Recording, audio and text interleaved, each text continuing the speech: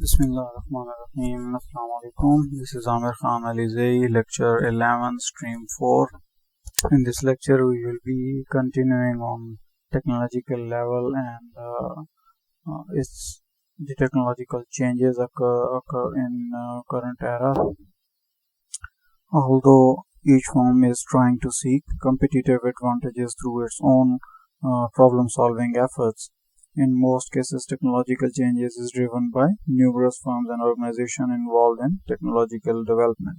So as a result, at the level of a specific technology, the ecological change displays evolutionary dynamics that are not controlled by a single firm. So although breakthroughs are difficult to forecast, one on a technological has emerged, the evolutionary dynamics display predictable patterns that enable us to give us the directions of technological change. The implication of a technological management, it's dependent on innovation, limitations, and adoption, the role of technology and market factor that also has an impact in it, and centrality of learning. So these are the main factors which highlights the technological evolution.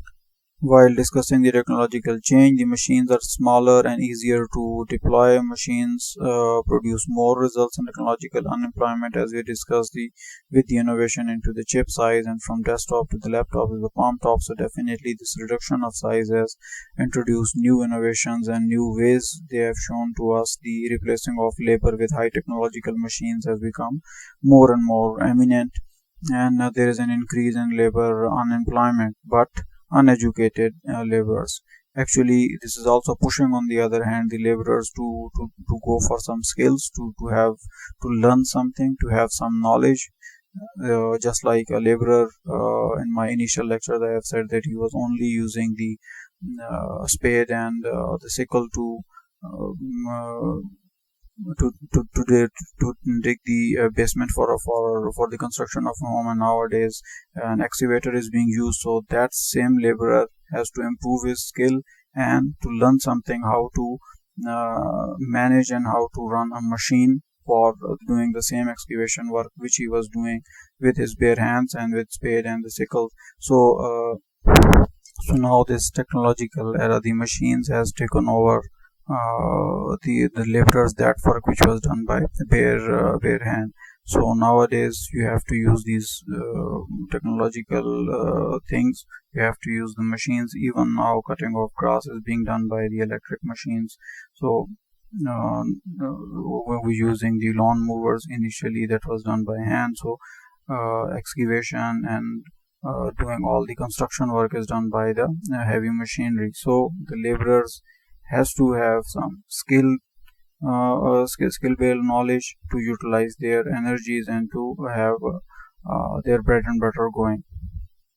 The same goes into the communication and presentation means. You can see the evolution in this particular slide from 1928, the evolution of the televisions from 229, and then 1948, and then 60s, and 50s, and then 57, 58, and then 70s, and then coming to the 90s, and nowadays from 2008 and onward the LCD, and then from LCD to LED. So now this is actually that technology which is changing time by time, and which is bringing innovation to our society, also bringing the positivity to our society. So the positive implications to well-being is the physical, social, spiritual, and political well-being.